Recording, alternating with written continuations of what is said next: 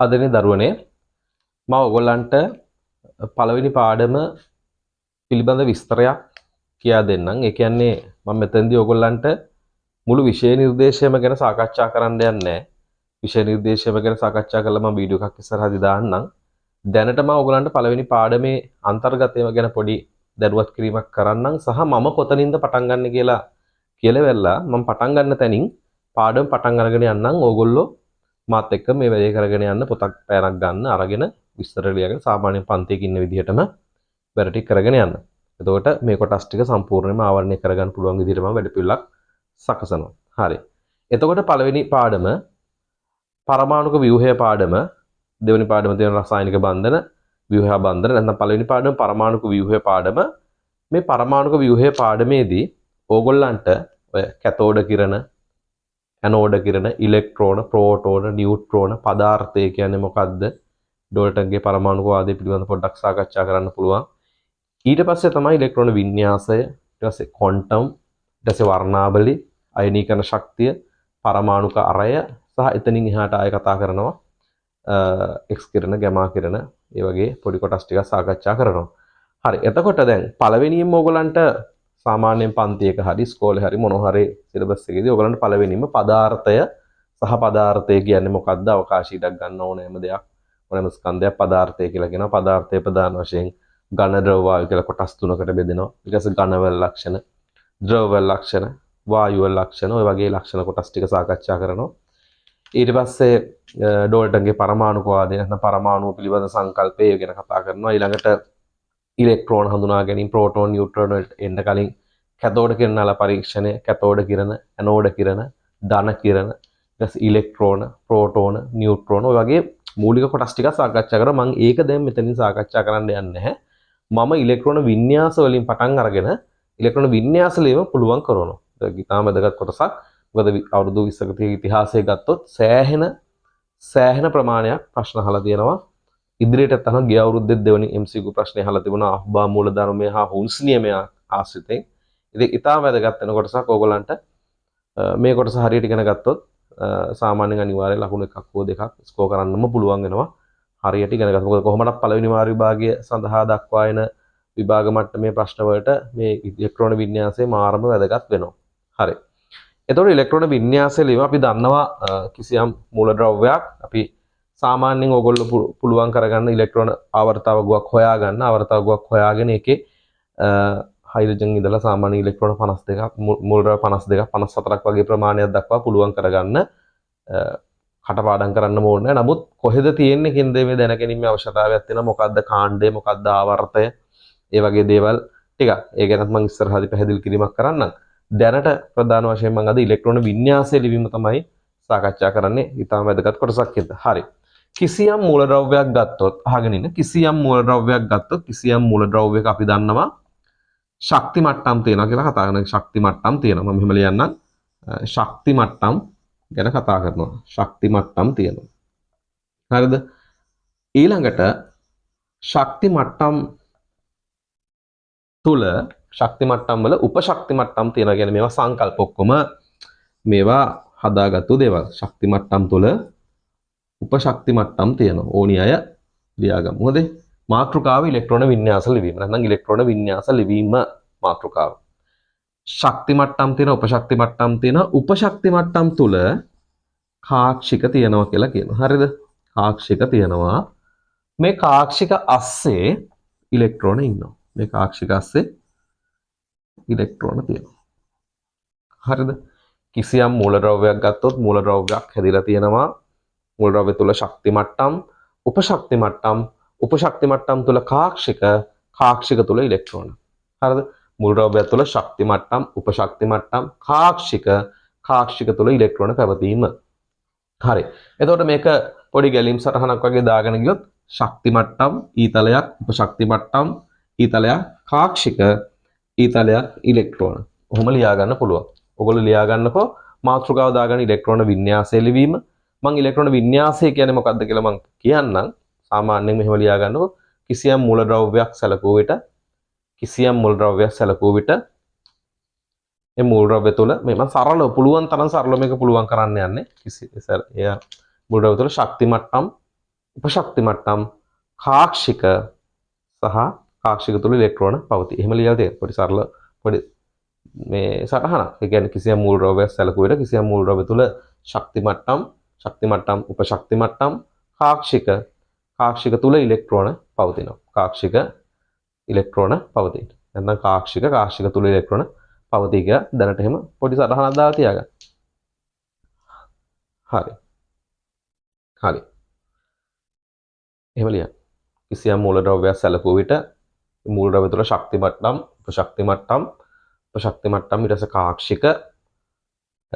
කාක්ෂික තුළ ඉලෙක්ට්‍රෝන පවතී. කාක්ෂික නැත්නම් ඉලෙක්ට්‍රෝන පවතී. එහෙම ලියන්න පුළුවන් නැත්නම් අර ගෙලීම් සටහන දාලා ලියා ගන්න පුළුවන්. හරි. දැන් ලියා ගන්න ඉලෙක්ට්‍රෝන වින්‍යාසය කියන්නේ මොකක්ද කියලා. ලියා ගන්න ඉලෙක්ට්‍රෝන වින්‍යාසය යනු. ඉලෙක්ට්‍රෝන වින්‍යාසය යනු.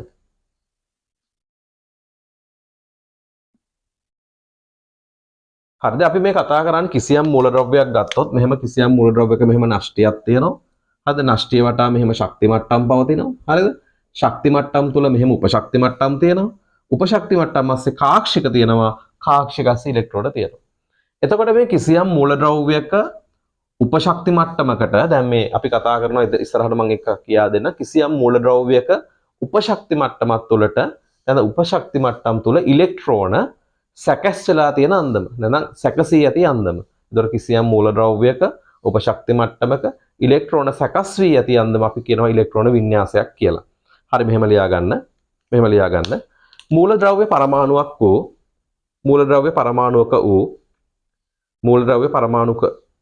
පරමාණුක වූ උපශක්ති මට්ටම් තුලට උපශක්ති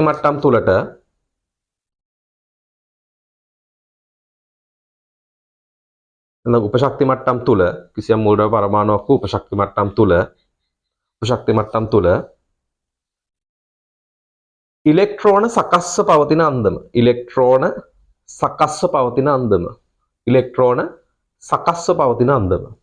ඉලෙක්ට්‍රෝන සකස්ව පවතින අන්දම ඉලෙක්ට්‍රෝන වින්‍යාසය නම් වේ. ඉලෙක්ට්‍රෝන සකස්ව පවතින අන්දම ඉලෙක්ට්‍රෝන වින්‍යාසය නම් වේ.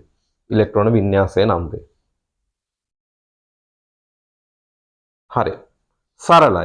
සරලවම කිව්වේ කිසියම් මූලද්‍රව්‍යයක් ගත්තොත් අපි ඔය කතා කරන hydrogen, helium, lithium, beryllium, boron, carbon, nitrogen, oxygen, fluorine, neon, sodium, magnesium, aluminium, silicon, phosphorus, sulphur ඕගොල්ලෝ මේ chlorine, argon, potassium, calcium. O level කාලේදී කැල්සියම් දක්වා ඉලෙක්ට්‍රෝන 20ක් මේ මූලද්‍රව්‍ය 20ක් ගැන කතා කරනවා.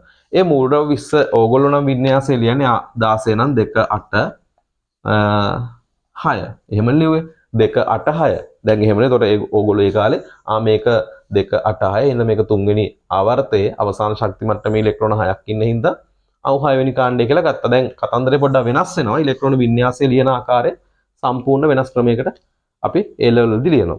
හරි. එතකොට මම කියනවා මේ කිසියම් මූලද්‍රව්‍යයක් ගත්තොත් ශක්ති මට්ටම්, උපශක්ති මට්ටම්, කාක්ෂික තුල ඉලෙක්ට්‍රෝන පවතිනවා කියලා. ඊට පස්සේ කිසියම් මේ මූලද්‍රව්‍යයක උපශක්ති මට්ටමක් තුල ඉලෙක්ට්‍රෝන සකස් වෙලා තියෙන අන්දම ඉලෙක්ට්‍රෝන වින්‍යාසය කියලා අපි කියනවා. දැන්ට සරලව ඔච්චර.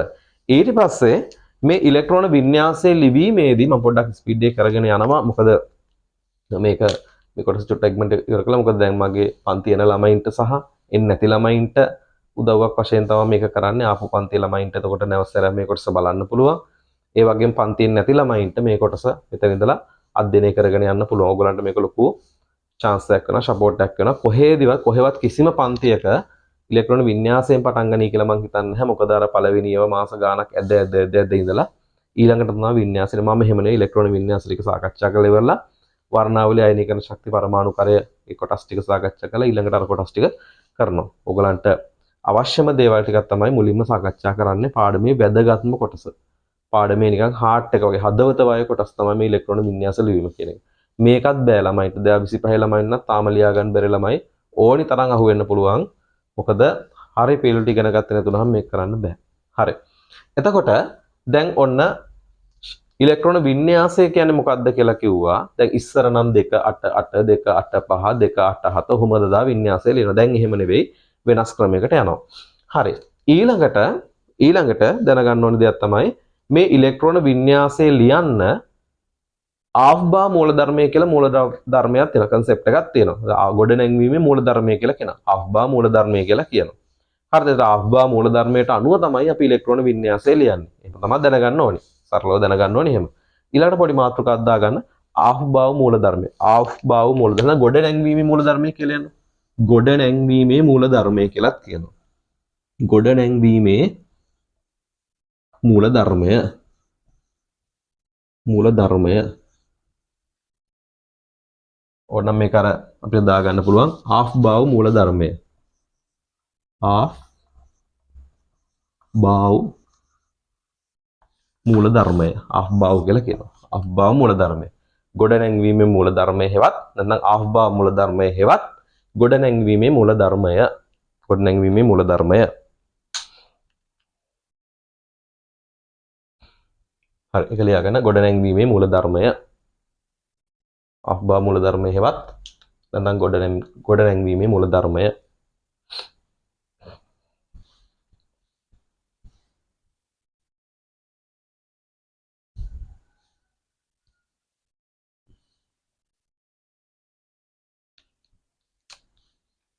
හරි. ආෆ්බා මූලධර්මයෙන් කියනවා මෙන්න මෙහෙම කතන්දරයක්. හරිද? ඔයගොල්ලෝ ওই නෝට් එකේ පැත්තෙන් අපි පොඩිවට චුට්ටක් ලියා ගන්නවා මෙන්න මෙහෙම දෙයක්. කිසියම් මූලද්‍රව්‍යයක් ගත්තට පස්සේ කිසියම් මූලද්‍රව්‍යක මෙන්න මෙහෙම ප්‍රධාන ශක්ති මට්ටම් තියෙනවා. හරිද? හරිද? 1 2 3 4 කියලා ප්‍රධාන ශක්ති මට්ටම් තියෙනවා. ප්‍රධාන ශක්ති මට්ටම් තුල දැන් පළමු ප්‍රධාන ශක්ති මට්ටමේ හරිද? පළමු ප්‍රධාන ශක්ති මට්ටම මේ ශක්ති මට්ටම හරිද? ශක්ති මට්ටම් තියෙනවා 1 2 3 4 කියලා ශක්ති මට්ටම් තියෙනවා. ශක්ති මට්ටම් තුල උපශක්ති මට්ටම් තියෙනවා. අපි කලින් කතා කරානේ. උපශක්ති මට්ටම් තියෙනවා. හරිද? ශක්ති මට්ටම් තුල උපශක්ති මට්ටම් තියෙනවා. මේ පළමු ශක්ති මට්ටම තියෙන තුල තියෙන උපශක්ති මට්ටම් ගාන 1යි ඒ උපශක්ති මට්ටමට S උපශක්ති මට්ටම කියලා කියනවා. පළමු ප්‍රධාන ශක්ති මට්ටම තුල තියෙන එතකොට S කියන උපශක්ති මට්ටම විතරයි. දෙවන ප්‍රධාන ශක්ති මට්ටම තුලයි තියෙනවා S සහ P කියන උපශක්ති මට්ටම. අපි හිතමු මෙහෙම පළමු ප්‍රධාන ශක්ති මට්ටම ASCII 1S කියලා දාමු මේක 2S 2P කියලා දාමු. කියන්නේ දෙවන ප්‍රධාන ශක්ති මට්ටම තුල S සහ P කියන උපශක්ති මට්ටම් තියෙනවා. තුන්වෙනි ප්‍රධාන ශක්ති මට්ටම තුල 3S 3P මම 3P කියලාම දාන්නම් 3D. හරිද? මේවා හරියට අමල් කමල් බමල් වගේ බිමල් වගේ මේ වගේ මොනවා හරි කමන්නේ නම් S P D අර ඒගොල්ලෝ හඳුනා ගැනීමේ පහසුව මෙන්න මෙයා S උපශක්තිමත් මෙන්න මෙයා P උපශක්ති මට්ටම මෙන්න මෙයා D උපශක්ති මට්ටම කියලා කියනවා. හතරවෙනි ප්‍රධාන ශක්ති මට්ටමේ ඔය වගේ 4S 4P 4D සහ 4F කියන උපශක්ති මට්ටම් තියෙනවා. ඒ කියන්නේ මෙතන S මෙතන SP මෙතන SPD මෙතන SPDF. හරිද? එහෙනම් මේ වගේ උපශක්ති මට්ටම් තියෙනවා. එතකොට ආෆ්බා මූලධර්මයෙන් කියනවා මේ ශක්ති ඇතුළේ තියෙන මේ ශක්ති නම අස්සෙම තියෙන ශක්ති. යම් කිසි ශක්ති අගයන් මේ හැම එකටම තියෙනවා. අද 20 30 40 50 60 70 80 මොනවා හරි ශක්ති අගයන් තියෙනවා. 80 90 නෙවෙයි. ශක්ති අගයන් තියෙනවා. මේ උපශක්ති මට්ටම් වල එහෙනම් මේ වගේ යම් කිසි ශක්ති අගයන් සහිත ශක්ති මට්ටම් අපි නිකන් සාමාන්‍යයෙන් මෙහෙම ඇන්දොත් මෙහෙම පල්ලෙහෙන් බිඳුව 1 2 3 4 කියලා දැම්මොත් පල්ලෙහෙන් ඉඳලා උඩට ශක්තිය වැඩි වෙගෙන යනවා. හරි එහෙම අවස්ථාවක් කියලා හිතමුකෝ. එහෙනම් දැන් මේ උපශක්ති මට්ටම් වලට යම් කිසි ශක්තියගයන් තියෙනවා. ආෆ්බා මූලධර්මයෙන් කියනවා මෙන්න මේ උපශක්ති මට්ටම් වලට ඉලෙක්ට්‍රෝන පිරෙන්නේ පළවෙනියෙන්ම අඩු ශක්තියක් සහිත ඉලෙක්ට්‍රෝනයට තමයි පළවෙනිම අඩු ශක්තිය සහිත උපශක්ති මට්ටමට තමයි ඉලෙක්ට්‍රෝන පළවෙනිම පිරෙන්නේ. ඒක පිරීලා ඉවර වෙලා ඊළඟට ශක්තියක් සහිත උපශක්ති මට්ටමට ඉලෙක්ට්‍රෝන පිරෙනවා. ඒකත් සම්පූර්ණයෙන් පිරීලා ඉවරලා ඊළඟ ශක්තියක් සහිත උපශක්ති මට්ටමට ඉලෙක්ට්‍රෝන පිරෙනවා. එතකොට ආෆ්බා මූලධර්මයෙන් කියන මේ කිසියම් මූලද්‍රව්‍යයක හරිද උපශක්ති මට්ටමක තියෙන උපශක්ති මට්ටමකට ඉලෙක්ට්‍රෝන පිරෙන්නේ ශක්තිය අඩු එකේ ඉඳලා වැඩි වෙන පරිදි. නැත්නම් ශක්තිය අඩු එකට පළමුවෙන් පිරලා ඊළඟට තමයි වැඩි ඒවට පිරීගෙන යන්නේ කියලා. එතකොට මේක SP SPD SPDF කියා තියෙනවා. එතකොට දැන් තුන්වෙනි එකේ අපි දන්න තුන්වෙනි ශක්ති මට්ටමේ SPD කියන උපශක්ති මට්ටම් තියෙනවා. හතරවෙනි ශක්ති මට්ටමේ SPDF කියන උපශක්ති මට්ටම් තියෙනවා. එතකොට මේ පිළිවෙලටම පිරෙන්නේ නැහැ. මම මෙතන පිළිවෙලට ලිව්වට පස්සේ මෙහෙම මේ පිළිවෙලටම පිරෙන්නේ නැහැ. ආෆ්බා මූලධර්මයට අනුව පොඩි ක්‍රමයක් තියෙනවා. අන්නේ ක්‍රමයට තමයි ඉලෙක්ට්‍රෝන පිරීම සිද්ධ වෙන්නේ. හරි. දැන් අපි ආෆ්බා මූලධර්මය කියන්නේ මොකක්ද කියලා ලියාගමු. ලියලා ඉවරලා එතනින් චුට්ටක් ඉස්සරහින් අපි පොඩි රවුමක් හදන්න පොඩි කොටුවක් ඇතුලේ දාගමු. පළවෙනි ප්‍රධාන ශක්ති මට්ටම මෙන්න මෙහෙම උපශක්ති මට්ටම මෙහෙම තියෙනවා කියන්නේ. පොඩි අපේ දැනුවත් වීමට. හරි ලියා ගන්න ආෆ්බා මූලධර්මය කියලා අපි ලියාගත්තා. ඒකේ නැඳ ගොඩනැංවීම් මූලධර්මය කියලා මාතෘකාව ලියාගත්තා. ඒකේ අර්ථ දැක්වීම ලියාගමු මෙහෙම. මූලද්‍රව්‍ය පරමාණුක වූ මූලද්‍රව්‍ය පරමාණුක වූ මූලද්‍රව්‍ය පරමාණුක වූ මූලද්‍රව්‍ය පරමාණුක වූ උපශක්ති මට්ටම් තුලට උපශක්ති මට්ටම් තුලට උපශක්ති මට්ටම් තුලට උපශක්ති මට්ටම් තුලට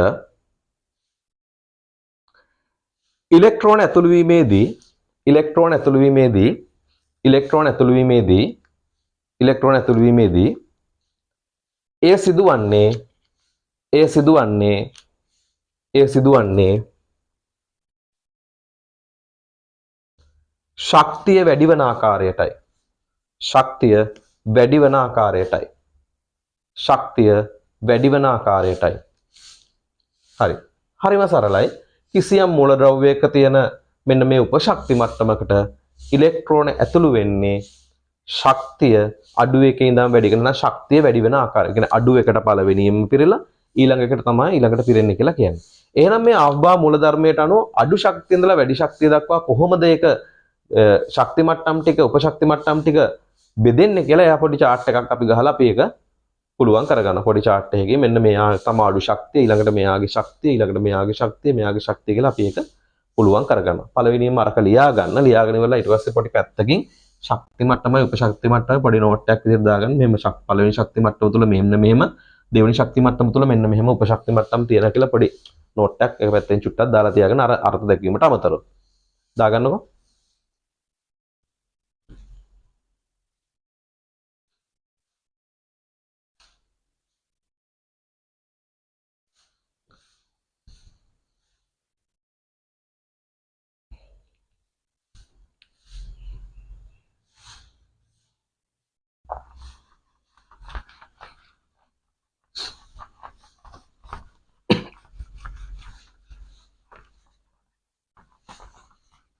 හරි.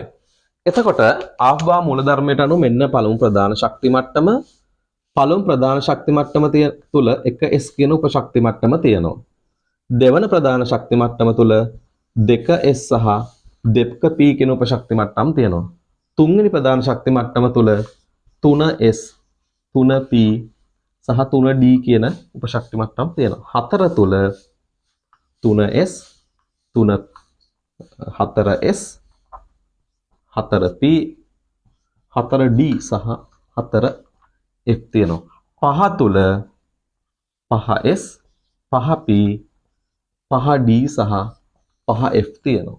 හරිද? 5s 5p 5d සහ 5f තියෙනවා. හරිද? ඔය වගේම 6 තුලත් එහෙම 6s 6p 6d 6f තියෙනවා. මම එක ඔහොම ලියාගත්තා. හරි. මේකේ හැටියට දැන් ආෆ්බා මූලධර්මයේ කියනවා පළවෙනියෙන්ම ඉලෙක්ට්‍රෝන පිරෙන්නේ මෙන්න මේ 1s කියන උපශක්ති මට්ටමට.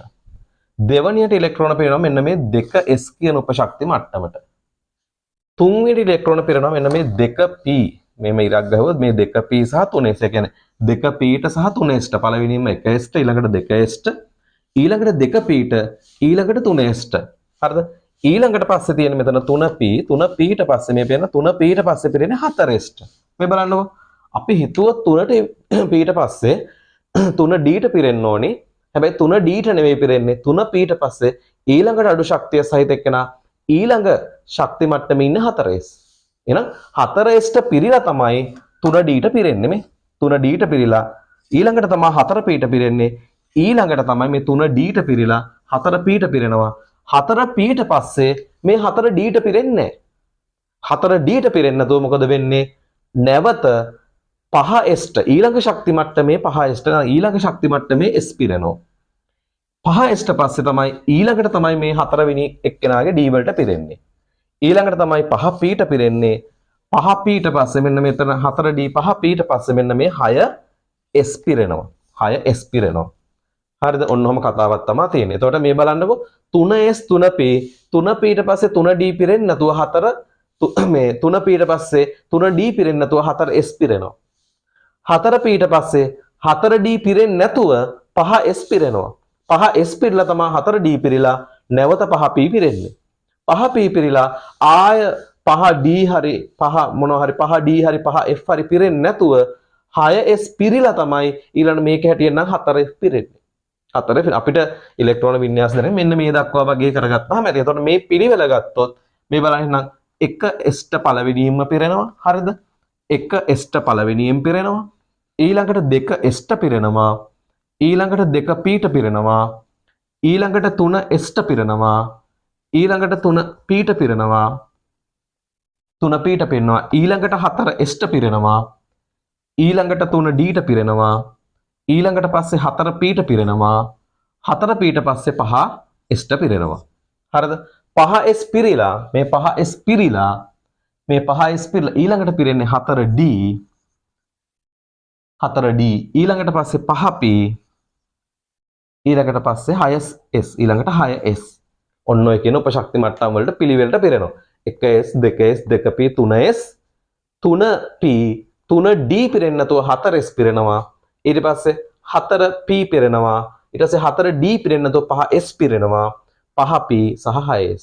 ඔහොම ඔය පිළිවෙලට මේ ආෆ්බා මූලධර්මය නැත්නම් ගොඩනැංවීමේ මූලධර්මයට අනුව මෙන්න මේ උපශක්ති මට්ටම් වලට ඉලෙක්ට්‍රෝන පිරීම සිද්ධ වෙනවා. හරි. දැන් ඕගොල්ලෝ මෙන්න මේක ලියා ගන්න 1S 2S 2P 3S 3P 3D 4S 4P 4D 5S 5P 5D මෙන්න මේක ලියා ගන්නවා. ඊට පස්සේ මෙහෙම ඊතල ටික දා ගන්නවා මෙහෙම. පිරණ ටික ඊට පස්සේ මෙහෙම පිළිවෙලට යටින් ලියා ගන්නවා. ඒක ලියා ගන්න. ඉක්මන ලියා ගන්න.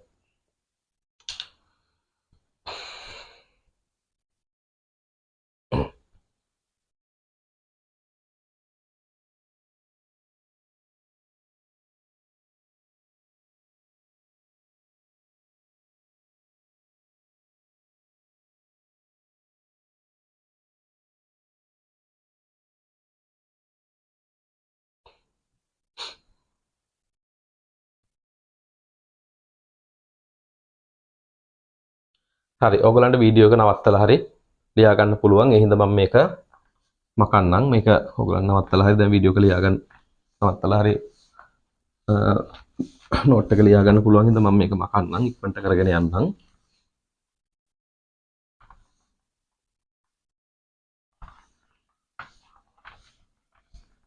හරි. අර පිළිවෙල ගත්තොත් එහෙනම් 1S 2S 2P 3S 3P 3D පිරෙන්න කලින් 4S පිරීලා 3D පිරෙනවා. 3D ඊට පස්සේ මෙතන 4P 4D පිරෙන්න කලින් 5S පිරීලා 4D පිරෙනවා. 4D පිරෙනවා. හරි. ඊළඟට තමයි 5P පිරෙන්නේ. හරිද? 5P පිරෙන්නේ. ඊට පස්සේ 6S පිරීලා තමයි ඉතුරු ටික පිරෙන්නේ. 6S පිරීලා තමයි ඉතුරු ටික වෙන්නේ. 4D ඊට පස්සේ 5P පිරීලා හරිද? 5P පිරීලා ඊළඟට 6S පිරෙනවා. 6S පිරෙන මෙහෙම කොහොම ක්‍රමයක් තියෙනවා. හරි. එතකොට දැන් මූලද්‍රව්‍ය 52ක් 54ක් පාඩම් කරලා තියාගත්තොත් මූලද්‍රව්‍ය තුල ඒ ඌ 54 වෙනියට ඉන්නවනම් උගේ ප්‍රෝටෝන 54යි. ඉලෙක්ට්‍රෝන 54. යාගේ ඉලෙක්ට්‍රෝනයක් පිට කරන්නේ හෝ ඉලෙක්ට්‍රෝනයක් ලබා ගන්නේ නැත්නම් උගේ ඉලෙක්ට්‍රෝන ගාන සමානයි ප්‍රෝටෝන ගානට. එතකොට අපි සාමාන්‍යයෙන් ආවර්තාවක අපි දුමු 20 වෙනියට 20 වෙනියට ඉන්න කෙනාගේ ඉලෙක්ට්‍රෝන 20යි. එතකොට අන්න ඉලෙක්ට්‍රෝන 20යි කියලා හිතාගෙන උගේ වින්‍යාසය ලියනවා. ලියන්නේ මෙන්න මේ ආෆ්බා මූලධර්මයට අනුව. එතකොට මේ ආෆ්බා මූලධර්මයට පටහැනි වෙන අවස්ථාවක් තියෙනවා. සමහර දේවල් ශක්තිය ඒ කියන්නේ යාගේ ශක්ති මට්ටමේ එයා ස්ථායි වෙන්න ශක්ති මට්ටම නැත්නම් යාගේ වින්‍යාස ස්ථායි කරගන්න ඕ ආෆ්බා මූලධර්මයෙන් පටහැනි වෙන අවස්ථාවල් තියෙනවා. එතකොට අන්න පටහැනි වෙන අවස්ථාවල් පටහැනි අවස්ථාව අපි සාමාන්‍යයෙන් ප්‍රධානම 4යි තියෙන්නේ සහ ඊට අමතරව දැනගන්න ඕනේ තව 4ක් තියෙනවා. ඔක්කොම 8ක් වගේ තියෙන්නේ. ඒ 8 මොනවද කියලා පාඩම් කරලා තියාගත්තට පස්සේ හරිම ලේසි. ඊළඟට ඕනම වින්‍යාසයක් ලියන්න පුළුවන් වෙනවා ඔයගලන්ට. හරි. එතකොට ඔතන යටින් මෙහෙම පොඩ්ඩක් ලියා තියාගන්න. ආෆ්බා මූලධර්මයට පටහැනිව යන අවස්ථාද පවතී. ආෆ්බා මූලධර්මයට පටහැනිව යන අවස්ථාද පවතිනවා. ආෆ්බා මූලධර්මයට පටහැනිව යන අවස්ථාද පවතිනවා. එමන් ලියා තියාගන්න. ආෆ්බා මූලධර්මයට පටහැනිව යන අවස්ථාද පවතිනවා.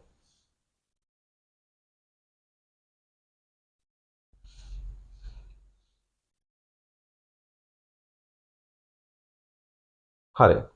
ඕගොල්ලන්ගේ පොතේ 1 2 3 4 5 6 7 කියලා පල්ලෙහාට දාගෙන වින්‍යාස ටික ලියාගෙන යන්න. හරිද? මම දැනට කොහොමද මේක වෙන්නේ කියලා කියන්නම්. තව පොඩි නෝට් එකක් මම උතනින් චුට්ටක් දෙන්නම්. මොකද්ද වෙන්නේ කියලා. හරිද? එතකොට දැන් මෙන්න මං කියවනේ පළමු ප්‍රධාන ශක්ති මට්ටම තියෙනවා. පළමු ප්‍රධාන ශක්ති මට්ටම තුල S කියන උපශක්ති මට්ටම තියෙනවා කියලා. දෙවන ප්‍රධාන ශක්ති මට්ටම තුල S හා P කියන උපශක්ති මට්ටම් තියෙනවා කියලා කිව්වනේ. තුන්වෙනි ප්‍රධාන ශක්ති මට්ටම තුල S P D කියන උපශක්ති මට්ටම් තියෙනවා කියලා කිව්වනේ. හතරවෙනි ප්‍රධාන ශක්ති මට්ටම තුල S P D F කියන උපශක්ති මට්ටම් තිබුණා කියලා කිව්වනේ. එතකොට මං කිව්වා කිසියම් මූල ද්‍රව්‍යයක් ගත්තොත් ශක්ති මට්ටම තියෙනවා, උපශක්ති මට්ටම තියෙනවා සහ කාක්ෂික පවතිනවා කියලා. සහ කාක්ෂික පවතිනවා කියලා. එතකොට කාක්ෂිකයක් කියන්නේ මම මෙහෙම කොටුවක් අඳින්නම්. ඒ අර ඉලෙක්ට්‍රෝන පවතින ඒ සාමාන්‍ය කාක්ෂිකයක් මෙහෙම කොටුවක් වරවම මොකක් හරි අඳගන්න පුළුවන්. මම මගේ පහසුවට එකක්. එතකොට පළවෙනි ශක්ති මට්ටම නැත්නම් ශක්ති මට්ටම තුල තියෙන S කියන උපශක්ති මට්ටමට කාක්ෂික තියෙන 1යි. ආය ඉතින් ඉස්සරහටත් කොහොම තමයි S වලට තියෙන කාක්ෂික 1යි. P එතකොට එහෙනම් මේ S වලටත් කාක්ෂික 1යි. හැබැයි P වලට තියෙන ඔය වගේ කාක්ෂික 3ක්. P උපශක්ති මට්ටමට කාක්ෂික 3ක් තියෙනවා කියලා කියනවා. 3ක් තියෙනවා. දැන් මෙතන එහෙනම් ගත්තොත් එහෙනම් මේ බලන්න එහෙනම් අපි අර ඕගොල්ලෝ ඉස්සර ඕලෙල් කාලේ ඉලෙක්ට්‍රෝන වින්‍යාසය 2 8 8 කියලා ලියනකොට මේ බලන්න පළවෙනි ශක්ති මට්ටම තුල ඉලෙක්ට්‍රෝන දෙකක්. ඒ කියන්නේ මේ හැම කාක්ෂිකයකටම ඉලෙක්ට්‍රෝන දෙක ගානේ පිරෙන්න පුළුවන්. එහෙනම් මේ පළවෙනි ප්‍රධාන ශක්ති මට්ටමට පිරෙන උපරිම ඉලෙක්ට්‍රෝන ගාන එහෙනම් 2යි. මොකද හැම කාක්ෂික එකකටම ඉලෙක්ට්‍රෝන දෙක ගානේ පිරෙන්න පුළුවන්. හරිද? ඊළඟට මෙන්න මේ S කියන උපශක්ති මට්ටම එහෙනම් මෙතන ඉලෙක්ට්‍රෝන 2යි. එහෙනම් මෙතන 2යි 2යි 2යි මෙතන 6යි 2යි 8යි. එහෙනම් මෙන්න මේ දෙවනි ශක්ති මට්ටමට උපරිම පිරෙන්න පුළුවන් ඉලෙක්ට්‍රෝන 8යි. ඔය ඒ කාලේ ඉගෙන ගත්තේ 2 8 8 කියලා. හරිද? බැත්තට මෙහෙම නෙවෙයි. තුන්වෙනි ප්‍රධාන ශක්ති මට්ටමට යනකොට මේක අස්සේ තියෙනවා S කාක්ෂිකයයි. P කාක්ෂික 3කුයි P D වලට කාක්ෂික 5ක් තියෙනවා. ඒ කියන්නේ මේක හරියට වැඩි වෙන්නේ මෙහෙමයි. හරිද? 1 3 5 1 3 5. එහෙනම් F ට 7යි. අන්න ඒ වගේ. එහෙනම් මෙයාගේ ගත්තොත් බලන්නකෝ මෙයාගේ ඉලෙක්ට්‍රෝන 2යි මෙයාගේ 2යි 4යි 6යි 2යි 8යි 10යි 12යි 14යි 16යි 18යි. එහෙනම් තුන්වෙනි ප්‍රධාන ශක්ති මට්ටම තුල ඇත්තටම ඉලෙක්ට්‍රෝන 18ක් පිරෙන්න පුළුවන්. තුන්වෙනි ප්‍රධාන ශක්ති මට්ටම තුල ඉලෙක්ට්‍රෝන 18ක් පිරෙන්න පුළුවන්. හතරෙත් ඔය වගේ තමයි මෙන්න S උපශක්ති මට්ටම, මෙන්න P උපශක්ති මට්ටම, D උපශක්ති මට්ටමේ ඔය වගේ කාක්ෂික 5ක් තියෙනවා. කාක්ෂික 5ක් තියෙන F උපශක්ති මට්ටමේ ඔය වගේ කාක්ෂික 7ක් තියෙනවා. 1 2 3 4 5 6 7ක් තියෙනවා. ඔය කාක්ෂික 7 ගත්තොත් එහෙනම් මෙතනදී තව මොකද වෙන්නේ? 7ක් හින්දා තව ඉලෙක්ට්‍රෝන 14ක් වැඩි වෙනවා. එහෙනම් මෙතන 18 ධන 14 මෙතනින් ඉලෙක්ට්‍රෝන 32ක්. එහෙනම් ඔය ඉස්සර වින්‍යාසය වගේ නෙවෙයි. පළවෙනි ශක්ති මට්ටමේ උපරිම ඉලෙක්ට්‍රෝන 2කුත්, දෙවෙනි ශක්ති මට්ටමේ ඉලෙක්ට්‍රෝන 8කුත්, තුන්වෙනි ශක්ති මට්ටමේ ඉලෙක්ට්‍රෝන 18කුත්, හතරවෙනි ශක්ති මට්ටමේ උපරිම ඉලෙක්ට්‍රෝන 32කුත් දක්වා යන්න පුළුවන්. හරිද? ඉස්සර 2 8 8 වගේ වුණාට දැන් එහෙම නෙවෙයි. පළමු ප්‍රධාන ශක්ති මට්ටම තුළට උපරිම ඉලෙක්ට්‍රෝන 2කුත්, දෙවෙනි ප්‍රධාන ශක්ති මට්ටම 8කුත්, තුන්වෙනි ප්‍රධාන ශක්ති ඉලෙක්ට්‍රෝන 18කුත් 32කුත් වශයෙන් යන්න පුළුවන්. එතකොට දැන් වින්‍යාසය ලියනකොට මම කියා දෙන්නම් කොහොමද මේක එන්නේ කියලා. දැනට අපි පොඩි අවබෝධ මූලධර්මයේ ලිව්වා. අවබෝධ මූලධර්මයේ කියන්නේ මොකක්ද කියලා කිව්වා. ඊට පස්සේ අවබෝධ මූලධර්මයේ කොහොමද එන්නේ කියලා අපි chart එක දාලා තිබ්බා. පොඩිවට පැන්සලෙන් හරි මොකක් හරි වෙනම පොඩි බොක්ස් එකක් ඇතුලේ මෙන්න මේ පළමු ප්‍රධාන ශක්ති මට්ටම දෙන. ඒකට S කියන ඒකට ඉන්න කාක්ෂිකය එක කාක්ෂිකය. මෙයාට කාක්ෂිකය එකයි මෙයාට කාක්ෂික 3යි. ඒක මෙයාගේ උපරිම පුරෙන්න පුළුවන් මෙන්න මෙහෙම ඉලෙක්ට්‍රෝන මෙහෙම අපි සාමාන්‍ය මෙන්න මෙහෙම අදින්නේ. ඉලෙක්ට්‍රෝන දෙක ගානේ මේ හැම කාක්ෂිකන ඉලෙක්ට්‍රෝන පිරෙන්න පුළුවන්. එහෙනම් S ට පිරෙන්න පුළුවන් 2යි. P ට උපරිම ඉලෙක්ට්‍රෝන 6ක් පිරෙන්න පුළුවන්. S ට පිරෙන්න පුළුවන් 2යි. එහෙනම් මේ P ට උපරිම ඉලෙක්ට්‍රෝන මෙහෙම භාගීතල වලින් දාන්න සම්පූර්ණ විතල දාන්නත් පුළුවන්. හැබැයි දෙපැත්තට දාන්න ඕනි. මෙන්න මෙහෙම අපි උපරිම පිරෙන්න පුළුවන් ඉලෙක්ට්‍රෝන ගාන මෙහෙම බලන්නකො. එතකොට මෙහෙම තියෙනවා. මෙයාට එහෙනම් මෙයාගේ උපරිම 18ක් පිරෙනවා. D වලට එන උපරිම 2යි 4යි 6යි 8යි 10යි. P වලට උපරිම 2යි 4යි 6යි. S ට උපරිම 2යි. ඔහොම තමයි පිරෙන්නේ. ඕගොල්ලෝ මේක ලියලා පොඩි බොක්ස් එකක් ඇතුලේ හැපෙන්න චුට්ටක් දාලා තියාගෙන පොඩි නෝට් එකක් අමතර නෝට් එකක් විතර මේ ප්‍රධාන ශක්ති මට්ටම, මේ ප්‍රධාන ශක්ති මට්ටම, මේ උපශක්ති මට්ටම, මේ උපශක්ති මට්ටම, මේ කාක්ෂික, මේ කාක්ෂික, මේ ඉලෙක්ට්‍රෝන සංඛ්‍යාව, මේ මුළු ඉලෙක්ට්‍රෝන සංඛ්‍යාව. මෙතනින් ගත්තොත් නම් මුළු ඉලෙක්ට්‍රෝන සංඛ්‍යාව. කටුවල ලිව්වා ප්‍රධාන ශක්ති මට්ටම උපශක්ති මට්ටම කාක්ෂික මේ මුළු ඉලෙක්ට්‍රෝන සංඛ්‍යාව. එතන ලිව්වේ 2 8 18 32 කියලා. වෙන වෙනම ගත්තොත් මුට 2යි මුට 2යි මුට 6යි මුට 2යි මුට 6යි මුට 10යි මුට 2යි මුට 6යි මුට 10යි මුට 14යි. මේ කාක්ෂික ටිකට 14යි. එහෙම දානවා. හරි. ටික ගාලා ඔක ලියා ගන්නකො.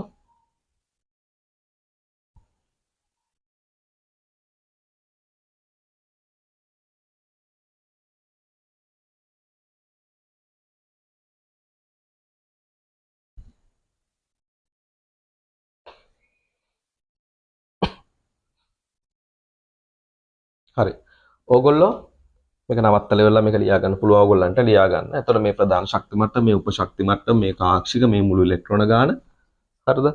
මේක ප්‍රධාන ශක්ති මට්ටම ඉන් කියලා ලියන්න පුළුවන්. මේක උපශක්ති මට්ටම. දැනට උප කියලා දාන්න. මේක කාක්ෂික ඉලෙක්ට්‍රෝන ප්‍රමාණය. හරි. එතකොට වින්‍යාසය ලියන්නේ කොහොමද කියලා අපි බලමු. මම ටිකක් ලියලා දෙන්නම් කොහොමද ලියන්නේ කියලා. ඊට පස්සේ වෙනස් වෙන තැන් වල ටික විතරක් මම ලියලා අදට ඉලෙක්ට්‍රෝන වින්‍යාසය ලියන ටික ලියලා මේ වීඩියෝ එක නතර කරන්නම්. හරි. එතකොට මෙන්න පළමු මූලද්‍රව්‍ය අපි දන්නවා හයිඩ්‍රජන්. පළවෙනියෙන් ඉන්නේ හයිඩ්‍රජන්. ආවර්තාවුවක් ගන්න. ආවර්තාවුව අරගෙන මූලද්‍රව්‍ය ටික පහට ලියා ගන්න. නම් ටිකක් බලන්න. හරි. හයිඩ්‍රජන් එක හයිඩ්‍රජන්. හයිඩ්‍රජන් වල තියෙන ඉලෙක්ට්‍රෝන එකයි. උගේ පරමාණු ක්‍රමාංක එකයි. ප්‍රෝටෝන එකයි. එහෙනම් උට තියෙන ඉලෙක්ට්‍රෝනය පළවෙනි ශක්ති මට්ටම තුල S කියන උපශක්ති මට්ටම තුල තමයි තියෙන්නේ මෙන්න එක ඉලෙක්ට්‍රෝනය. 1s1 උගේ වින්‍යාසය 1s1. දෙවෙනියට ඉන්නවා හීලියම්, හයිඩ්‍රජන් හීලියම්. එයාට 1s2යි.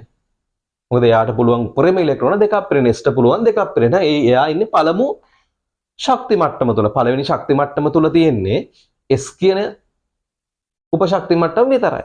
හැබැයි දෙවෙනි ශක්තිය අපි තුන්වෙනිට හයිඩ්‍රජන් හීලියම් ලිතියම්. ලිතියම් ගත්තොත් 1s2යි.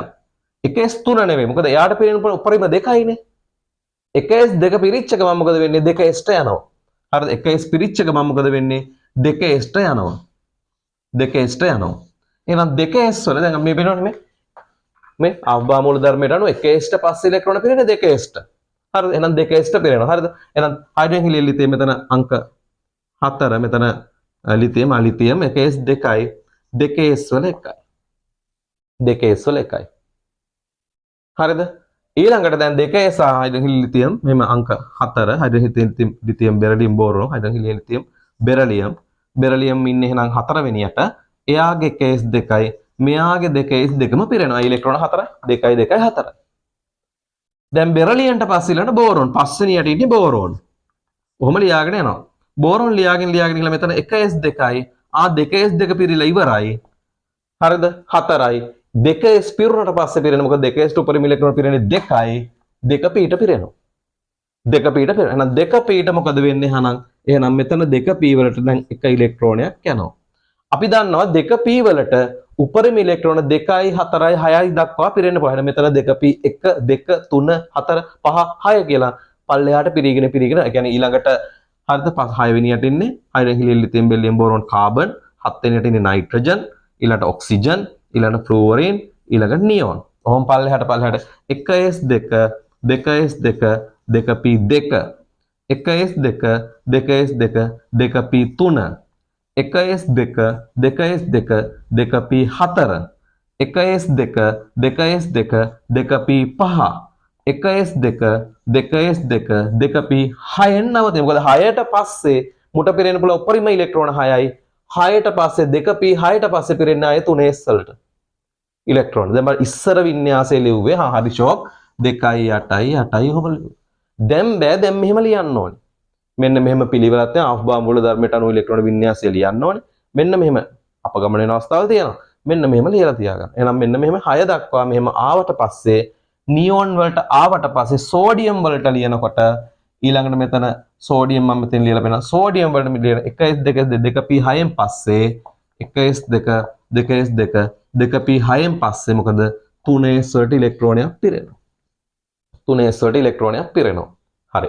ඕගොල්ලෝ මෙහෙම පහට ලියාගෙන 1 2 3 4 කියලා අනිවාර්යෙන් අංක ටිකක් දාන්න. මූල ද්‍රව්‍ය ටිකේ නමත් ලියන්න. ලියලා ඉලෙක්ට්‍රෝන වින්‍යාස ටික පල්ලෙහාට ලියාගෙන එන්න. ඔය වගේ සෝඩියම් දක්වාම 3s1 දක්වාම දැන්ට ලියන්නකෝ 3s1 දක්වා ලියනවා. ලියා ගන්න. මේක දැන්ට මෙහෙම ලියාගෙන සෝඩියම් දක්වා ලියාගෙන එන්න.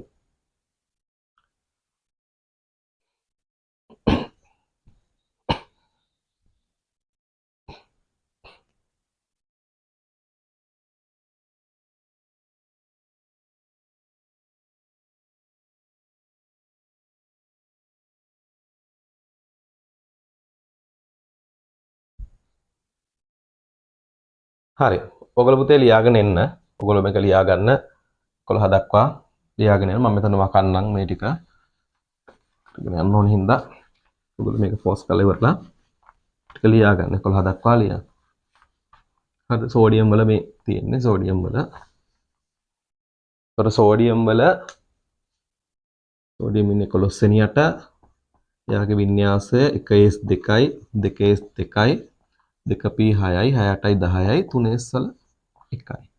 නම් 12 වෙනියට ඉන්නවා sodium magnesium 1s2 2s2 2p6 3s2 3s2. දැන් මෙයාට 3s2ට පිරුණාට පස්සේ ආයෙ පිරෙනවා 3pට. ආයෙ 3pට පිරෙනවා. හරිද? එහෙනම් මෙතන සෝඩියම් මැග්නීසියම් 13 වෙනියට ඉන්නේ aluminium 1s2 2s2 2p6 3s2 3s2කට පස්සේ 3p වලට පිරෙනවා එකක්. ඔහොම පිරෙනවා. ඊට පස්සේ ආයෙ 14 වෙනියට ඉන්නවා සෝඩියම් 14 සෝඩියම් ඇලුමිනියම් සිලිකන් ඉන්නවා. Silicon 1s2 2s2 2p6 3s2 3p2 3p2 15 වෙනියට ඉන්නවා phosphorus 1s2 2s2 2p6 3s2 3p3 3p3 හරි. දැන් මම ඔයගොල්ලෝ චුට්ටක් තවසරයක් කියලා දෙන්න. මේ බලන්න මෙයාගේ දැන් අවසාන ශක්ති මට්ටම මෙයාගේ 3 මේ 3 වෙනි ශක්ති මට්ටමට S2කුයි P3කුයි පෙරලා. ඒතර මෙයාගේ අවසාන ශක්ති මට්ටමේ 3 වෙනි ශක්ති මට්ටම තුල ඉලෙක්ට්‍රෝන මේ 3කුයි 5කුයි ඉන්නවා. 3කුයි 2කුයි ඉන්නවා. ඒ කියන්නේ 3යි 2යි 5යි. ඒ කියන්නේ මෙයාගේ කාණ්ඩය නැත්නම් මෙයාගේ අවසාන ශක්ති මට්ටමේ ඉලෙක්ට්‍රෝන උපරිම ඉන්නේ නම් 5යි. 5යි නම් 15 වෙනි කාණ්ඩය. දැන් ඉස්සර 5 වෙනි කාණ්ඩය කියලා ගත්තට දැන් D ගුණුවක් මැද්දට එන හින්දා ආවර්තාවක වෙයි. එතකොට 1 2 3 කියලා ආවර්තාවකගේ කාණ්ඩ 18ක් ගැන කතා කරනවා. එතකොට අර ඕගොල්ලෝ ඉස්සර 3යි කියප එක දැන් 13 වෙනවා. 4යි කියව එක 14 වෙනවා. එතකොට එහෙනම් මෙයා නම් එතකොට 3යි 5යි 15. මෙයා 15 වෙනි කාණ්ඩය වෙනවා. මෙයා ඉන්න ශක්ති මට්ටම 1 2 දෙකට පිටින් පිරලා තියෙන්නේ. හරිද? හරිද? ඊළඟට 2 3. මෙයා ඉන්නේ 3 වෙනි ශක්ති මට්ටමේ. කේස් 2යි මෙතන 2s2 කේස් 2යි 2s2යි 2p6 3 ඔය වගේ 3p ඊට පස්සේ මෙතන 3p 4 5 6 දක්වා යනවා. මෙතන 15 16 17 18 19 දක්වා යනවා. මෙහෙම අපි 19 දක්වා ලිව්වොත් 1s2 2s2 2p6 3s2 3p4 ඊළඟ එක්කෙනාගේ 3p5 ඊළඟ එක්කෙනාගේ 3p6 3p6 දක්වා යනවා. ඔහොම. හරිද? 18 දක්වා ඔහොම යනවා. 3p6 දක්වා යනවා. 3p6 ඉලෙක්ට්‍රෝන 18 දක්වාම වින්‍යාසය ලියා ගන්න. වින්‍යාසය 18 දක්වාම ලියා ගන්න. 18 දක්වාම ලියන්න. 18 වෙනි යන්නේ එතකොට 1s2යි 2s2යි 2p6යි 3s2යි 3p6යි කියලා. 3p6යි කියලා මෙන්න මෙයා තමයි 18 වෙනියට එන්නේ. 18 වෙනි මූලද්‍රව්‍යයට එන්නේ. ටික ලියා ගන්න පිළිවෙල ලියා ගන්න. පිළිවෙල ලියා ගන්න. මම පොඩ්ඩක් මේකට කාලය ගන්න නැහැ. ඉක්මනට හදන්න ඕනේ. දැන් තේරෙනවා පිළිවෙල තේරෙනවානේ. මේ ආෆ්බා මූලධර්මයට අනුව උපරිම පිරෙන්න පුළුවන් ඉලෙක්ට්‍රෝන සංඛ්‍යාවට පිරලා ඊළඟ එකාට පිරෙන්න ගන්න. දැන් මෙයාගේ p6ට පිරිච්ච එකම ඊළඟ එකාට පිරෙන්න ඕනේ. මොකද p වලට පිරෙන්න උපරිම 6යිනේ. 6ක් හින්දා ඊළඟ එක්කෙනාට පිරෙනවා. ඊළඟ කෙනාට පිරෙනවා ඊළඟට. දැනට ඔහමයි. මේක ලියා ගන්න. මෙතන 18 දක්වා ලියා ගන්න. 18 දක්වා ලියා ගන්න. 18 දක්වා ලියා ගන්න.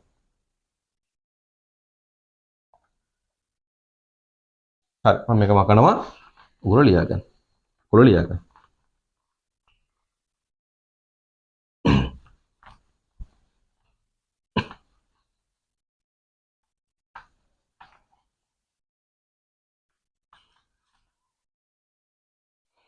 හරි එතකොට 18 වෙනියට එතකොට ආවේ 18යි කියලා හිතින් හිතා ගන්නවා 1s2යි 2s2යි 2p6යි 3s2යි 3p6යි 10යි 12යි 6යි 18යි මේ 18 වෙනියට එන මූල ද්‍රව්‍ය ආගල් ආගල් ආගල් හරි දැන් ඊළඟට තමයි හොඳම කතන්දරේ 19 වෙනියට ඉන්නේ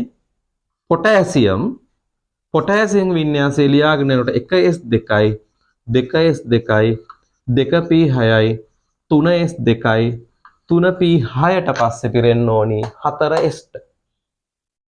4s පිරලා තමයි 3d පිරෙන්නේ. ඒ කියන්නේ මෙතනින් 3d පිරෙන්නේ නැහැ. මෙන්න මේ 3dට පිරෙන්න කලින් මෙන්න මේ 4s පිරෙනවා. මං හින්දා මේ 3d ලියන්නේ නැහැ. 3d ලියන්නේ නැහැ. මෙතනින් ඊළඟට පිරෙන්නේ ඊළඟ ඉලෙක්ට්‍රෝනේ 4s. මොකද ආෆ්බා මූලධර්මයට අනුව ඊළඟට අඩු ශක්තිය සහිත කෙනා 4s. ඒ ඉඳ 4s පිරෙනවා අන්න වෙනස් වෙන තැන. පළවෙනිම වෙනස් වෙන තැන. ඊළඟට 20 වෙනියට එහෙනම් 20 වෙනියට ඉන්නවා කැල්සියම්. ඕගොල්ලෝ මෙතන වල පාඩම් කරලා තියෙනවා. 1s2 2s2 2p6 3s2 3p6 සහ මෙතන දැන් 4s2යි.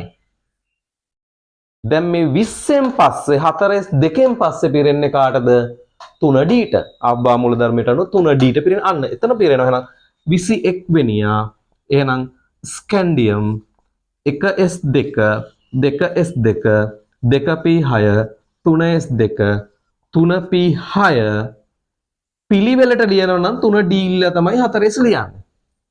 එතකොට අපි මේක වින්‍යාසය ලියනකොට SPD SPDF පිළිවෙලට ලියා ගන්න. එතකොට දැන් මෙහෙම 1s 2s 2p 3s 3p 3d ලියලා 4s මම ලිව්වා. හැබැයි පුරවනකොට මෙතන 18යි 20යි 18යි 2යි 20යි 20යි 1යි 21යි 20යි 1යි 21යි මෙහෙම 2යි 4යි 6යි 10යි 12යි 16යි 18යි මෙයාගේ දෙක පුරවලා තමයි මෙයාගේ එක පුරවන්නේ 20යි 21යි 3d වලට එකයි 3d වලට එකයි ඊළඟට අපි හිතමු 22 වෙනියා කියලා එහෙනම් ස්කැන්ඩියම් ටයිටේනියම් මෙතන 1s2යි 2s2යි 2p6යි 3s2යි 3p6යි 3d මම මෙතන ලියාගත්තා 4s2 පුරවලා 3d දෙක පුරවනවා 3d දෙක පුරවනවා ඒ කියන්නේ අපි මෙහෙම ලියාගෙන මෙයා පුරවලා මෙයා පුරවන්න ඕනේ මෙයා පුරවලා මෙයා පුරවන්න ඕනේ ඒ දේ කරන්න ඕනේ ඒකට දැන් ලියනකොට වින්‍යාසයේ පිළිවෙලට ලියන්න ඕනේ SPDF පිළිවෙලට ලියන්න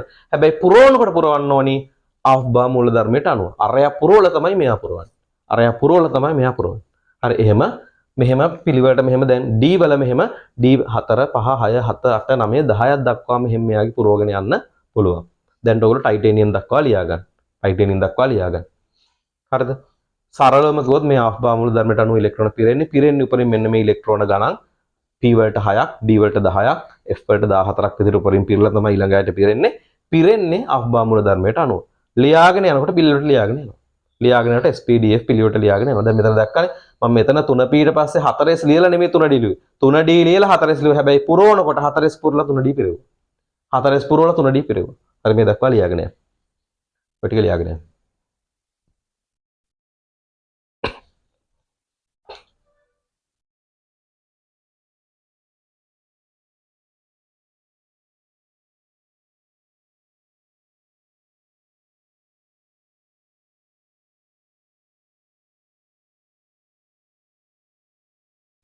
හරි ඔයගොල්ලෝ ලියා ගන්න පුළුවන් පුතේ ඔයගොල්ලෝ ලියා ගන්න. මම ටයිටේනියම් ගන්නම්.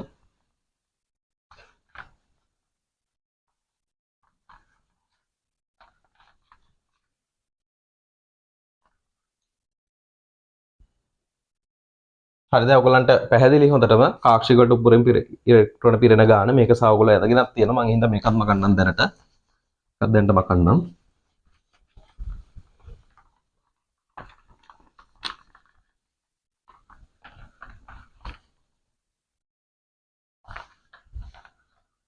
හරි මේ ටයිටේනියම් ඔන්න ටයිටේනියම් 22යි කොට 1s 2 2s 2 2p6 3s 2 3p6 3d 2 4s 2 හරි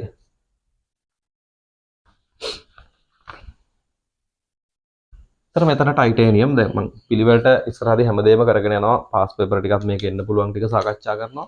ඔයගලන්ට පන්තියේදී දැන් සාමාන්‍ය පන්තියට සහභාගී වෙන්න මම පන්තියට සහභාගී වෙන්න හිදී විශාල වැඩ පිළිලක් කරගන්නවා. පන්තියට සහභාගී වෙන්න බැරි ළමයින්ට මම මේ කරන්නේ ෆ්‍රී එකක්. මේක මුලින් ඉඳලම ඔයගලන්ට ඒ අදාළ කොටස් ටික නරඹලා අවබෝධ කරගෙන විෂය හදාගන්න පුළුවන්. පන්තියට આવුත් විතර විශාල ප්‍රමාණයක් සාකච්ඡා කරනවා. නමුත් අර තියරි ටික සම්පූර්ණයෙන් අවබෝධ කර ගැනීම සඳහා මේ වීඩියෝ කොටස් ටික ඔයගලන්ට මාර වැදගත් ඒ. හරිද? ඊටාම සරලව අය කොහෙවත් නැති ක්‍රමයකට ඊටාම සරල මීට වඩා සරල නැහැ. මේක තමයි ක්‍රමය. නැවත නැවත මතක් කර දීම් කරනවා. නැවත මතක් කරලා අය රිවිෂන් කර මේක කරගෙන යනවා. හරි. එතකොට මෙන්න හරි. 1s2 3d2 4d2 දැන් මේ වගේ 22 23 ඉන්නවා 24 ඉන්නවා. ටයිටේනියම් වැනේඩියම් සහ මෙතන ඉන්නවා ක්‍රෝමියම්. Cr chromium. එතකොට මෙතන 1s2 2s2 2p6 3s2 3p6 3d3 4s2 මම 4s2 පුරලා තමයි 3d3 පුරවන්න ඕනේ හරියට. මෙතන ඊළඟට 1s2 2s2 2p6 3s2 3p6 3d මෙතන ඉන්න 4s2 3d4 අන්න. මෙන්න මේ අවස්ථාව D කියන කාක්ෂිකය අපි දන්නවා D කාක්ෂිකයට නැත්නම් D කියන උපශක්ති මට්ටමට කාක්ෂික පහක් තියෙනවා. කාක්ෂික වලට ඉලෙක්ට්‍රෝන හුන්ස් නියමයට අනුව පෙන්වනවා ගිය අවුරුද්දේ විභාගේ MCQ දෙවෙනි ප්‍රශ්නේ. තර මෙහෙම පිරීලා පස්සේ මෙයා මෙහෙම පිරීමක් වෙනවා. උඩරිම පිරෙන්නේ මෙන්න මෙහෙම 10යි. මෙයාගේ භාගයක් පිරීම කියන්නේ එයාගේ ඉලෙක්ට්‍රෝන පහක් පිරෙනවා. 1යි 2යි 3යි 4ක් 5ක්. කිසියම් උපශක්ති මට්ටමකට පිරෙන්න පුළුවන් උඩරිම පිරීමත් ස්ථායී තත්ත්වයක්. එහෙනම් D10 පිරීමත් ස්ථායී තත්ත්වයක්. කිසියම් ශක්ති මට්ටමට උපශක්ති මට්ටමට පිරෙන්න පුළුවන් අර්ධය පිරෙන්න පුළුවන් උපරිමයෙන් භාගයක් පිරීම ස්ථායී තත්ත්වයක්. එහෙනම් මේ D10ට 5ක් ඊට පස්සේ P ට පිරෙන්න පුළුවන් උපරිම 6යි 6න් 3ක් පිරෙන්නේ. සහ මේවා හිස්ව පැවතීමත් ස්ථායී තත්ත්ව. මේක ආයෙ මොනවත් ඉලෙක්ට්‍රෝන පිරෙන්නේ නැහැ. නිකන් සාමාන්‍ය තත්ත්වයක්. දැන් උදාහරණයක් ගත්තොත් D වල 10 පිරීමත් ස්ථායී තත්ත්ව, D වලට 5 පිරීමත් ස්ථායී තත්ත්ව, D වලට අනේ පිරෙන්නේ නැතුව තියෙන එකත් ස්ථායී තත්ත්ව. ඔය වගේම S ගත්තොත් S වලට උපරිම පිරීමත් ස්ථායී තත්ත්ව, භාගයක් පිරීමත් නොපිරීමත් ස්ථායී තත්ත්වය. P ගත්තොත් P වලට උපරිම 6ක් පිරීමත් ස්ථායී තත්ත්ව, භාගයක් පිරීම හැබැයි පිරෙන්නේ නැතුව මින් එකත් ස්ථායී තත්ත්වය. F ගත්තොත් එහෙම F වලට උපරිම 14ක් පිරීම ස්ථායී තත්ත්වය. 17ක් පිරීම එහෙනම් පිරෙන්නේ නැතුව මින් අවස්ථාව ස්ථායී තත්ත්වය. කොහොම මෙයාගේ අර සම්පූර්ණව පිරීම, අර්ධයක් පිරීම සහ පිරෙන්නේ නැතුව මින් හිස්ව පැවතීම ස්ථායී තත්ත්වයන් කියලා ගන්නවා. හරි දැන් එතකොට මෙන්න මෙයාගේ දැන් D වල P වල එහෙම කතා කරන්නේ D වල 4ක් තියෙනකොට එයා කරන්නේ S වලින් එකක් අරගෙන අර්ධ පූර්ණ වින්‍යාසය කරන. එයාගේ භාගයක් අර්ධයක් කරගන්නවා. D වල පහනේ අර්ධය 5ක් කරගන්නවා. අන්න ඒක ආෆ් බා මූලධර්මයෙන් පටහැනිව යන අවස්ථාව. දැන් මම කියනවා ආෆ් බා මූලධර්මයෙන් පටහැනිව යන අවස්ථාවල තියෙනවා කියලා. අන්න එතකොට එයා එහෙනම් මේක නෙවෙයි වින්‍යාසය වෙන්නේ 3D 5යි 4S එක. ඒ කියන්නේ මුගේ වින්‍යාසය වෙන්නේ එහෙනම් මෙයාගෙන් එකක් අරගෙන එයාගේ වින්‍යාසය ආය සම්පූර්ණයෙන්ම ලියනවා නම් ආය ලියන්න ඕනේ නැහැ. 1s2 2s2 2p6 3s2 3p6 3d 5යි 4s එක තමයි යාගේ වින්‍යාසය. මම මෙතන මේක වැරදි කියලා ලිව්වා. ඒක මේක ආෆ් බා මූල ධර්මයෙන් පටහැිනවා. මේක ආෆ් බාගෙන් පටහැනි වෙනවා. මේක ආෆ් බා මූල ධර්මයෙන් පටහැනි වෙන අවස්ථාව. ඒක ආෆ් බා මූල ධර්මයෙන් පටහැනි වෙන අවස්ථාව. හරි. එහෙනම් මෙන්න ක්‍රෝමියම් පළවෙනි මූලද්‍රව්‍ය ආෆ් බා මූල ධර්මයෙන් පටහැනි වෙන අවස්ථාව. පළවෙනි මූලද්‍රව්‍ය. එයා කරන්නේ S වලින් එකක් අරගෙන D5 අර්ධ පූර්ණ වින්‍යාසය ලබා ගන්නවා ස්ථායි වෙන්න. එහෙනම් ඕගොල්ලන්ගේ ඔන්න පළවෙනියම ආපු එක්කෙනා පළවෙනියම ඕගොල්ලෝ එහෙනම් මෙතනින් ක්‍රෝමියම් ආෆ් බා මූල ධර්මයෙන් පටහැනිව යන මූලද්‍රව්‍ය. හරි. එහෙනම් මේ ටික ලියා ගන්න ක්‍රෝමියම් දක්වා ලියන්න. හරි. ඊළඟට ක්‍රෝමියම් ඊළඟට මැංගනීස්, අයන්, කොබෝල්ට්, නිකල්, කොපර්. හරිද? මැංගනීස්, අයන්, කොබෝල්ට්, නිකල්, කොපර්. හරිද? මෙතන 24 නම් මෙයාගේ 25යි, මෙයාගේ 25යි, මෙයාගේ 26යි, මෙයාගේ 27යි, මෙයාගේ 28යි, මෙයාගේ 29යි. එයාගේ පරමාණු ක්‍රමාංකය 29. අහන මැංගනීස් එහෙනම් ලියා ගන්න පුළුවන් අපිට මෙයාගේ 3D6. හරිද? 3D6 නෙවෙයි. මෙයාගේ දැන් මෙයා හරිනම් 24 ලියන්න ඕනි මෙහෙමනේ. 25 ලියන්න නම් 2යි 3D5 එක ප්‍රශ්නයක් නැහැ. 3D6 නෙවෙයි ඈ. 4 2 ලියලා 3D5. එහෙනම් මෙයාගේ 24 ලියන්නේ මෙහෙම. හැබැයි ඒක ආබ්බා මූලධර්මයෙන් පටහැනිව ගියා.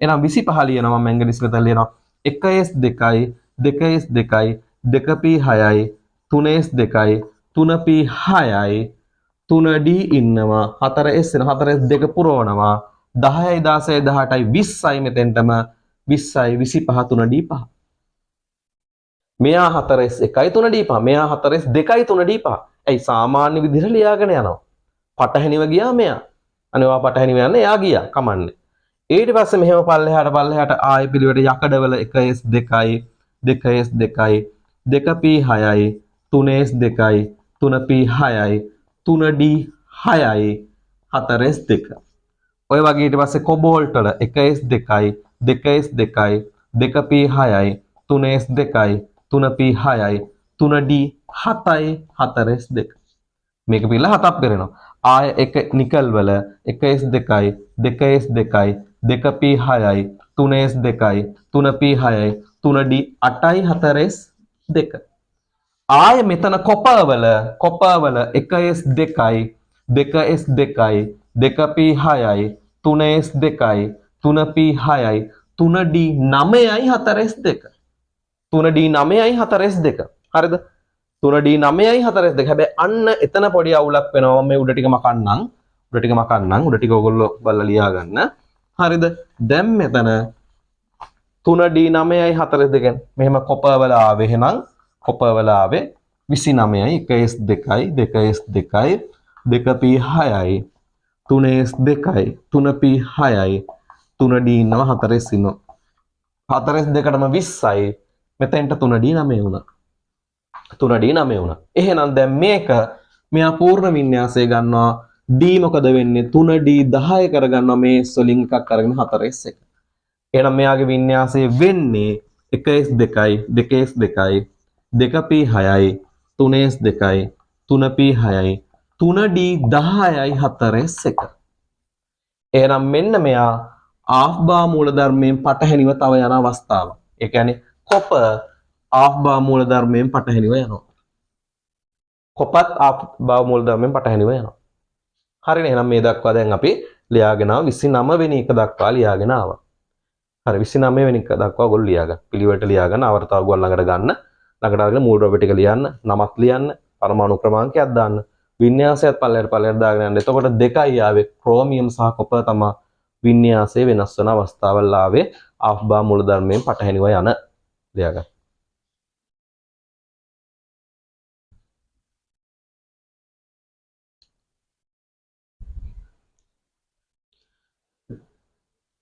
හරි පුතේ. අපි දැන් මේ කොපර් දක්වා වින්‍යාසය ලියාගත්තා. දැන් මේ කොපර් දක්වා වින්‍යාසය ලියාගත්තා. ලියාගත්තට පස්සේ ආ ඉන්නවා සිංක්, ගැලියම්, ජර්මේනියම්, ආසනික්, සෙලනියම්, බ්‍රෝමීන්, ක්‍රිප්ටන්.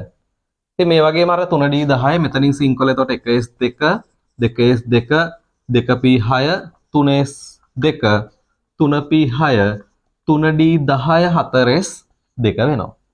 මෙතනින් පල්ලෙහාට ඉතින් ආය ගැලියම් ගත්තොත් 3d10 4s2 4p1 වෙනවා. ඔහොම පහළට ආය 4p2 4p3 4p4 4p5 4p6 දක්වා ලියාගන්න පුළුවන් ක්‍රිප්ටන් උච්ච වායුවක් 4p6 න් නවතිනවා. ඒතර 4p6 දක්වා ලියාගන්න පුළුවන් ඔයගොල්ලෝ 4p6 දක්වා ලියාගන්න. ඉක්මනට ඔයගොල්ලෝ වෙලාව අරගෙන වීඩියෝ එක පොඩ්ඩක් නවත්තලා 4p6 දක්වා ලියාගන්න.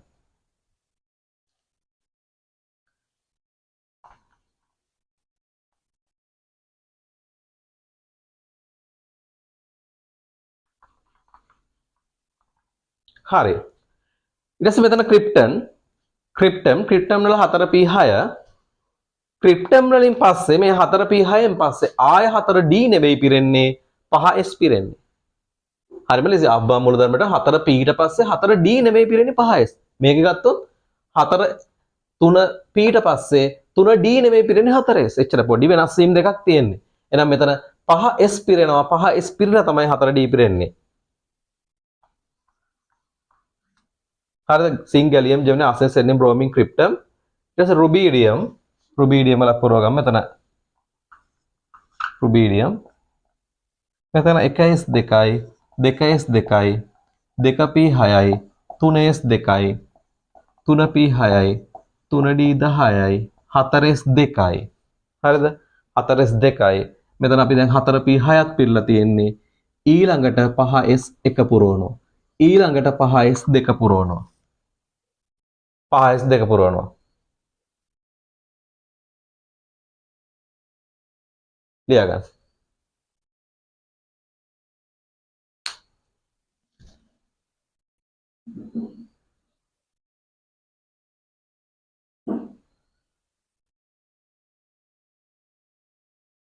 හරි. රුබීඩියම්, ස්ට්‍රොන්ජියම්, ජිට්‍රියම්, zirconium, ZR, zirconium, niobium, molybdenum. හරිද? zirconium, rubidium, strontium, yttrium, zirconium, thiobium, නැත්නම් niobium, molybdenum. මෙතන පුතේ දැන් මෙතනින් 5s2කට පස්සේ හරිද? 5s2කට පස්සේ 5s2කට 4d පුරවනවා. හරිද? 5s2කට පස්සේ rubidium, strontium, yttrium, zirconium, thiobium, molybdenum.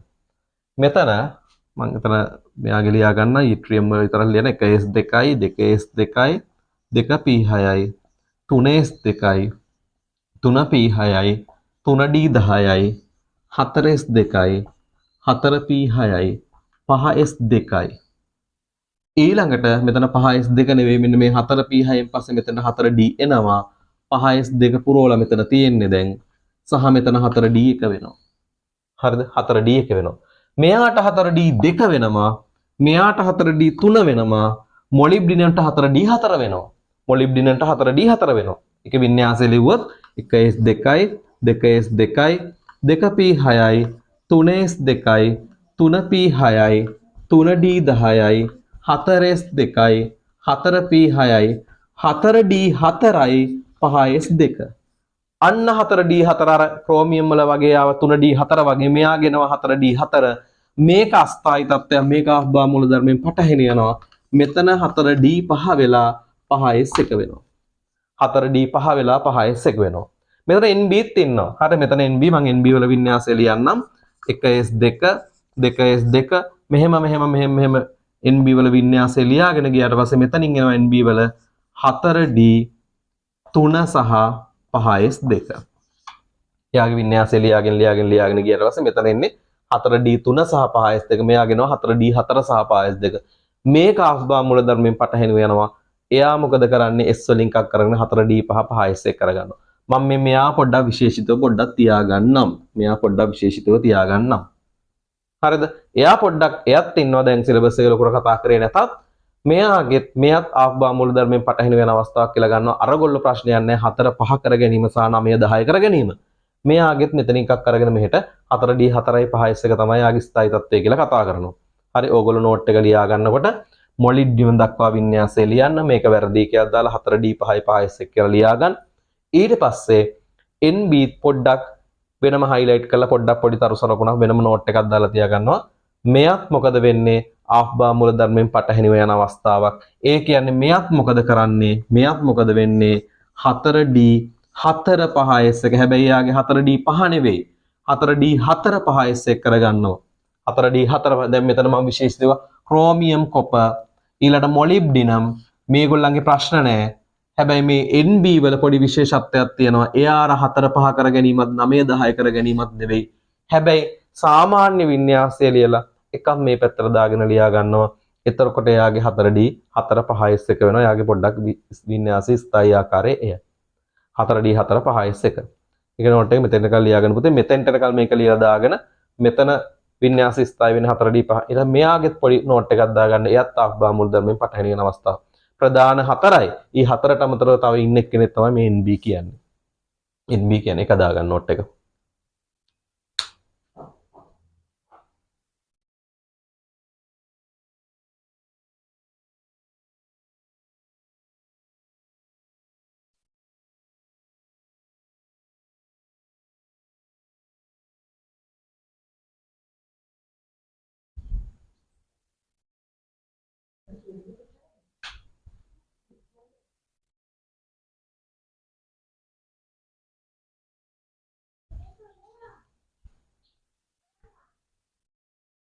හරි.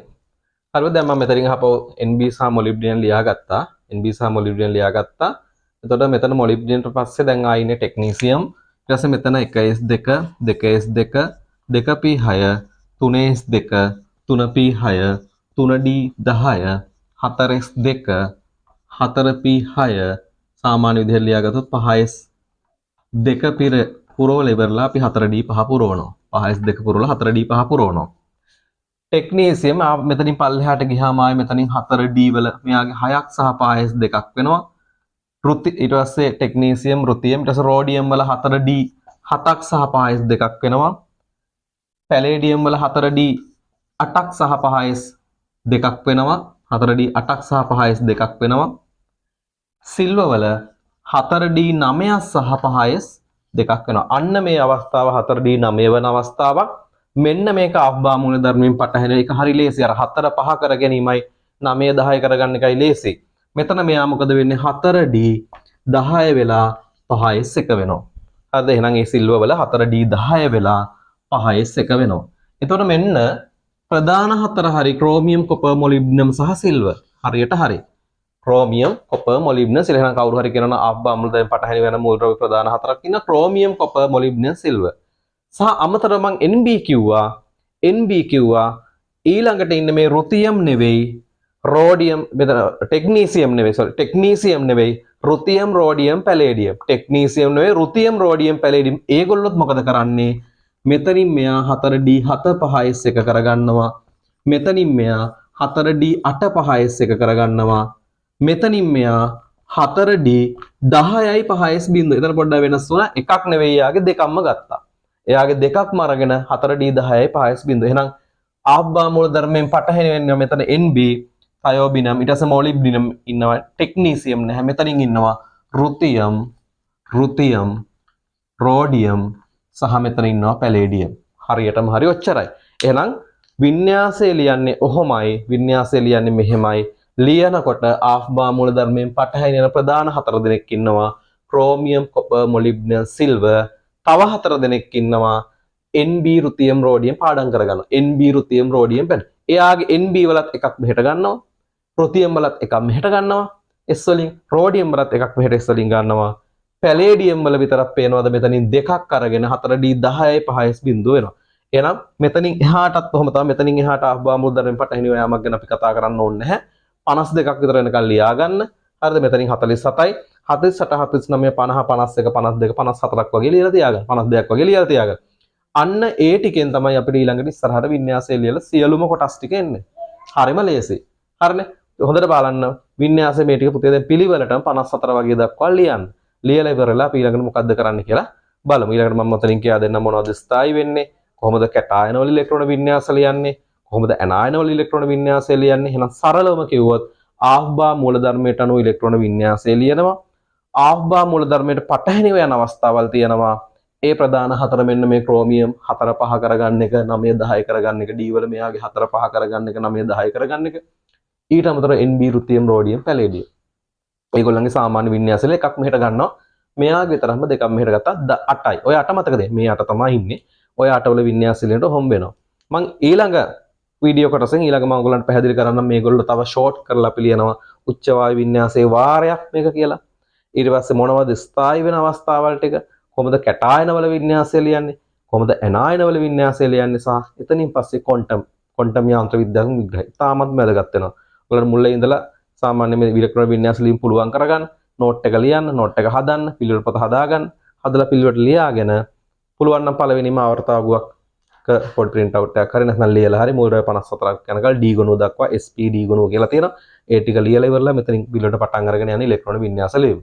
හරි අපි බලමු වැඩ ටික හදාගමු ඔයගලන්ට කියා දෙන්න මොකද්ද වෙන්න ඕනි කියලා ඉදිරියට අපි මේ වැඩ කටයුතු පිළිවෙල ලස්සනට කරගෙන මේ පළවෙනි වීඩියෝ එක ඔයගලන්ට දෙන විශේෂම දේ 27 ළමයින්ට විශේෂයෙන් වැදගත් වෙනවා 27 විභාගය ලියන කට්ටියට අලුත්ම වීඩියෝ එකක් මේක මම ඔයගලන්ට කරන හරි මේ ටික හදාගන්න නෝට් එක හදාගන්න පිළිවෙලට වැටෙක් කරා 27 ඒක යථාර්ථයක් කරගන්න මහ ලොකු දෙයක් නෙවෙයි හරිද පිළිවෙලට වැටෙක් කරොත් අරමුණක් ඇතුව වැඩ කරොත් විනයක් ඇතුව වැඩ කරොත් විෂය හදාගන්න පුළුවන් කාගෙන්වත් කොහෙන්වත් පටන් ගත්තොත් නැති තැනකින් මේ පටන් ගත්තේ විෂය පුළුවන් කරගෙන ඉලෙක්ට්‍රෝන වින්‍යාස ලියුම. මෙතනින් එහාට පිළිවෙලට වැටි කරගෙන යනවා.